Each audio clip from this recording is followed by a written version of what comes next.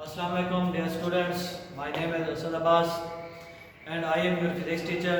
Today we are starting chapter number 14. Chapter number 14 है हमारे पास current electricity. देखिए बेटे, इससे पहले हमने एक चैप्टर पढ़ा था इलेक्ट्रोस्टैटिक वाला, तो उसके अंदर हमने कहा था कि study of charges at rest condition.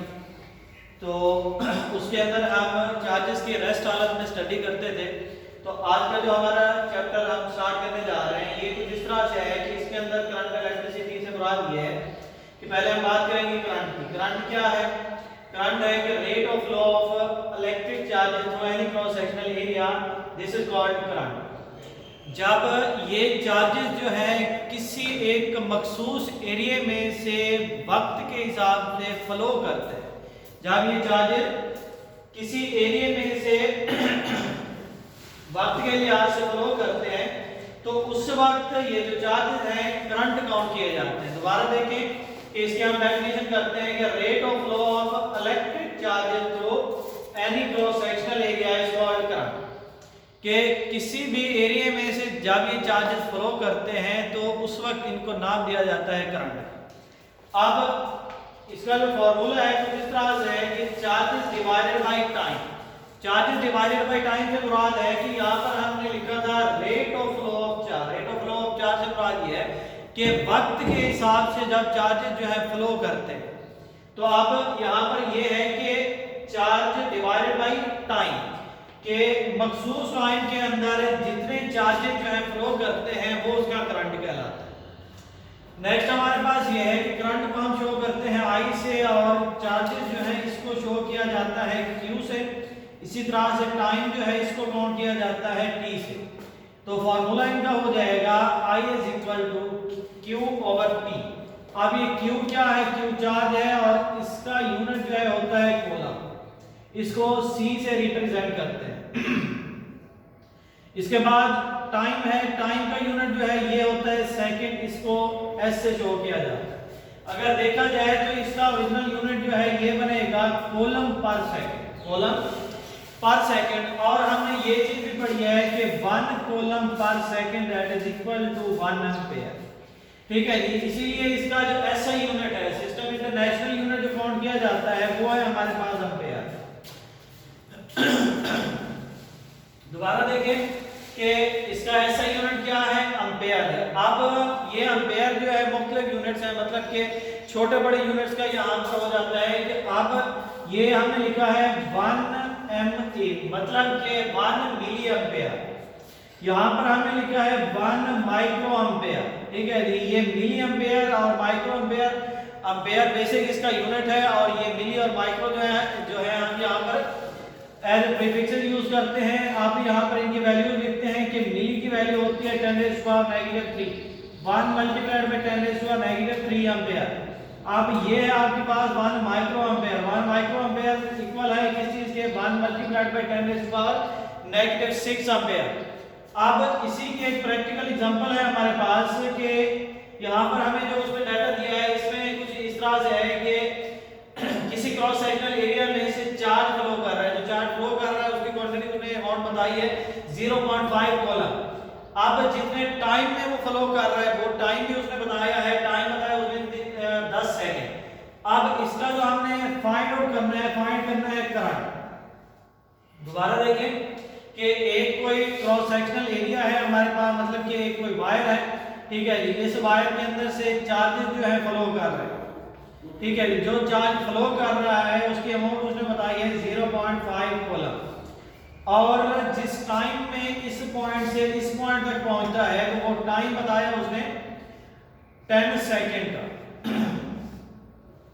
अब हमने ये फाइंड करना है कि अगर इतना कूलम चार्ज हो आपके पास इतने सेकंड में किसी जगह से पास हो तो उस वक्त करंट कितना होगा? क्या चीज? करंट कितना होगा? तो करंट हमें यहाँ पर फाइंड करना है। इसका फॉर्मूला होता है हमारे पास I is equal to Q over T. और यहाँ पर इसके हम वैल्यूज पुट करते हैं कि चार्ज है हमारे पास 0.5 डिवाइडेड बाय हम करते हैं 10 को टाइम हमारे पास 10 सेकंड है। इसको इस पे डिवाइड करने से आंसर आया हमारे पास 0.50 एम्पीयर। आंसर क्या आया भाई?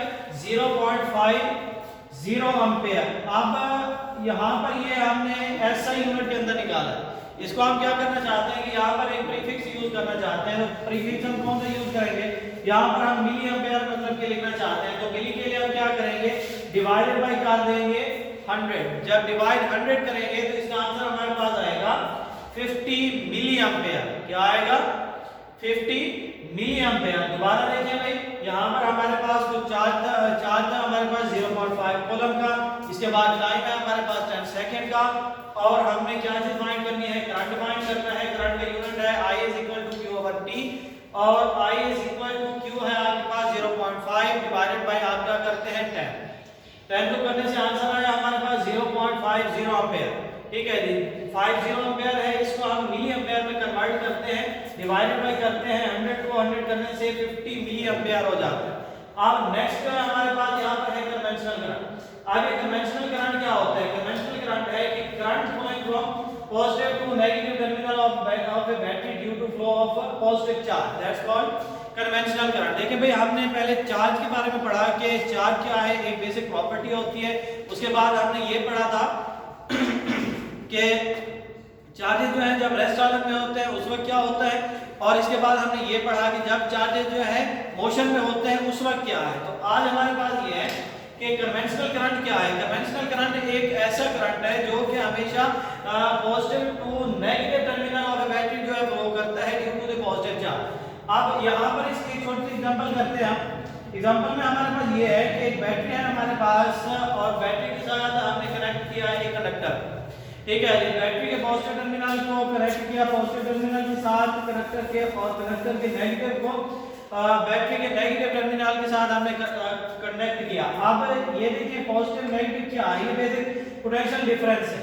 पोटेंशियल डिफरेंस से मुराद ये है कि आपके पास ये जो पॉजिटिव है, ये वाला जो पोर्शन है ये हायर पोटेंशियल रखता है, मतलब इसका ये है कि इसकी ताकत बहुत ज्यादा होती है, और जो नेगेटिव है उसकी कम है, ये लोअर पोटेंशियल होता है। और ये फितरत है हमेशा हायर टू लोअर जो है चीज फ्लो करती है, इसलिए यहाँ पर जो करंट फ्लो करेगा पॉजिटिव टू नेगेटिव टर्मिनल उसे हम कहेंगे कन्वेंशनल करंट। उसे क्या कहेंगे आप, कन्वेंशनल करंट। और एक और होता है इलेक्ट्रिक करंट जो नेगेटिव टू पॉजिटिव टर्मिनल जो है ड्यू टू नेगेटिव चार्जेस जो है फ्लो करता है। तो आज का हमारा चैप्टर था ये 14, इसका पहला टॉपिक था करंट। करंट की डेफिनेशन पढ़ी हमने, डेफिनेशन पढ़ने के बाद हमने इसका फॉर्मूला पढ़ा, फॉर्मूला पढ़ने के बाद इसका हमने ऐसा यूनिट पढ़ा, यूनिट पढ़ने के बाद उसके प्रीफिक्सेस हमने छोटे सब यूनिट से आप कहते हैं वो हम लोग ने यहाँ पर लिखे। लिखने के बाद हमने एक एग्जांपल की, इसकी एग्जांपल में हमने आंसर लिया, और इसके बाद हमने कन्वेंशनल करंट पढ़ा, कन्वेंशनल करंट पढ़ा। और उम्मीद है कि बेटे आप लोगों को ये समझ आ गया होगा। अगर बिलफाज नहीं आया तो सेम वैसे जैसे आप लोग करते होते कोई भी वे ऑफ कम्युनिकेशन इस्तेमाल करके आप लोग हमसे रब्ता कर सकते हैं।